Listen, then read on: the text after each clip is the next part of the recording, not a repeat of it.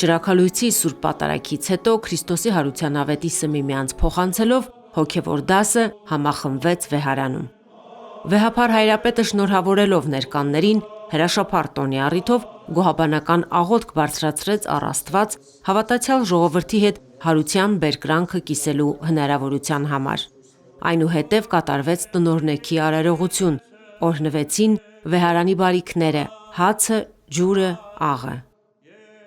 Բոլորիս հոգիները լցված են խնդությամբ և ցնծությամբ, դիմելով վեհարանում մեկտեղվածներին, նշեց Հայրապետը։ Քրիստոսի հարությունը լավատեսությամբ է զինում մեզ մեր կյանքի ճանապարհին։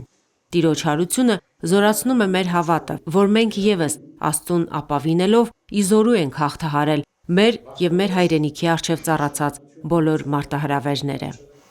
Բախտորոշ նշանակություն ունեցող հրամայականի առջև են կանգնած ամեն ջանքի գործ դնել մեր ժողովրդի միաբանությունը, զորացնել, վերահաստատել խարսխված Քրիստոսից մեզ տրված սիրո պատգամով,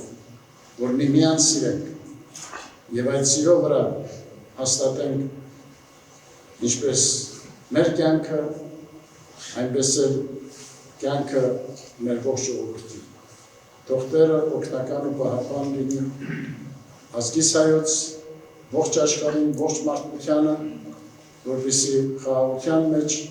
մենք միշտ կարողանանք փառաբանել Տիրոջը իր շնորհների համար, որ հեղում են մարդկային կյանքից ներս և զորացնում մարդկանց դիմագրավելու այն փորձություններն ու դժվարությունները, որ ծագում են իրենց կյանքում։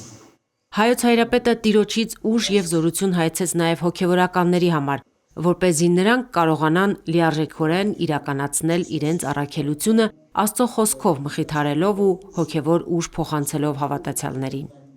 Հաստատված կարգի համաձայն այսօրվանից սկսած հոգևորականները հարության ավետիսը շուրթերին կայցելեն մարդկանց տները, օրհնելու ընտանեկան հարկերն ու բարիքները։